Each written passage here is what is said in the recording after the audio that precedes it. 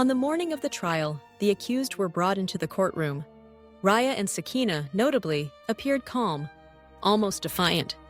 According to reports at the time, Sakina even laughed and bantered with witnesses, while Raya maintained a stoic silence. The trial was grueling.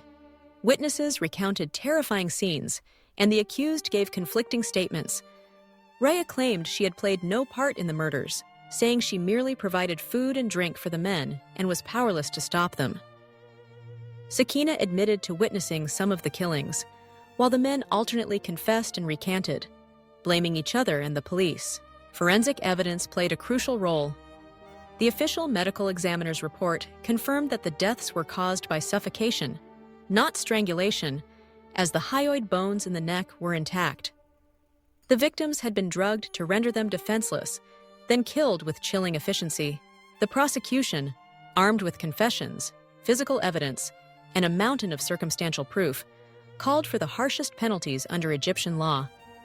The defense, meanwhile, argued for clemency, pointing to the women's poverty and the men's supposed ignorance of the crimes. After months of testimony, argument, and public outrage, the court handed down its verdict. On May 16, 1921, Raya, Sakina, Hassaballah, Muhammad Abdel Al-Arabi Hassan, and Abdul Razak Youssef were all sentenced to death by hanging. The court acquitted Amina bint Mansour and her husband, Salama Muhammad, while the jeweler Muhammad Hassan received 5 years of hard labor for dealing in the stolen gold. The execution, scheduled for May 21st and 22nd, became a public spectacle. Crowds gathered outside the prison, eager for a glimpse of the infamous women whose crimes had shocked the nation.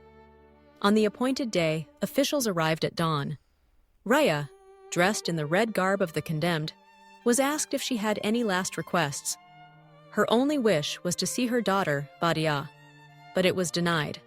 With stoic resignation, she walked to the gallows, her final words an invocation of God's justice. Sakina, more animated, questioned the fairness of her fate, insisting she had not personally killed anyone, though she admitted to knowing about the murders.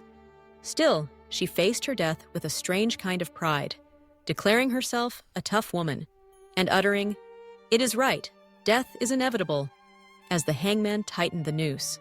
The executions of Hassaballah and Muhammad Abdel Al followed, each expressing varying degrees of remorse or defiance.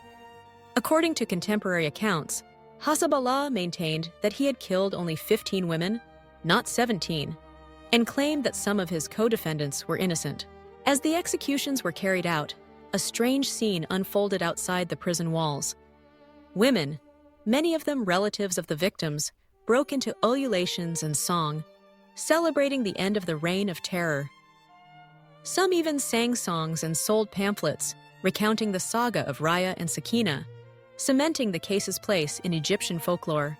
The aftermath of the trial and executions was profound. Never before in modern Egyptian history had women been executed for such crimes. The press, unable to resist the lurid details, ensured that the story of Raya and Sakina would be retold for decades through newspapers, books, films, and plays. The case became a symbol, not only of criminal depravity, but also of the social and economic desperation that can drive people to unthinkable acts.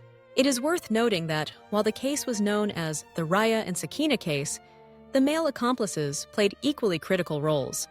Yet, it was the names of the two sisters that dominated headlines, perhaps because of the shock value. The notion of women as serial killers was, at the time, almost unthinkable.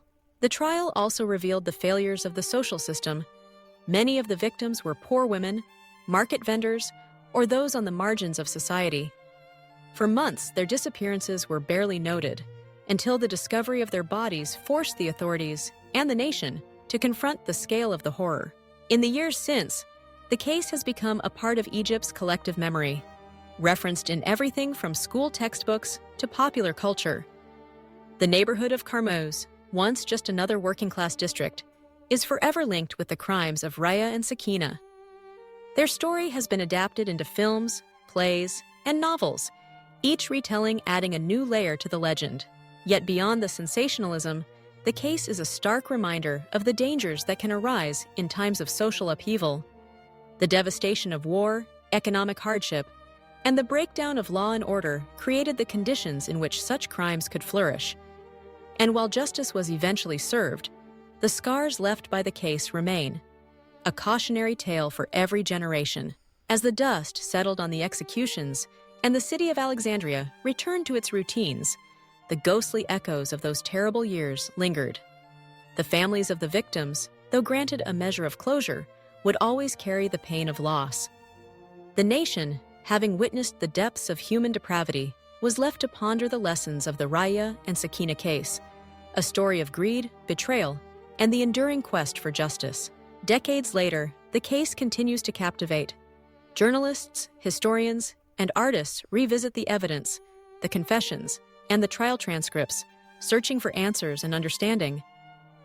Why did Raya and Sakina, women who had once toiled in the cotton fields, dreamed of simple lives, descend into murder? Was it poverty alone, or something darker? Did they ever feel remorse, or were they simply the products of a world that offered them no mercy? The answers remain elusive, but what is certain is that on that fateful day in May 1921, when the court pronounced its verdict, a chapter in Egypt's history was closed, but never forgotten. Raya and Sakina, the sisters of Carmuz, whose names once struck terror into the hearts of mothers and daughters across Alexandria, had paid the ultimate price for their crimes. The city and the country would never be the same.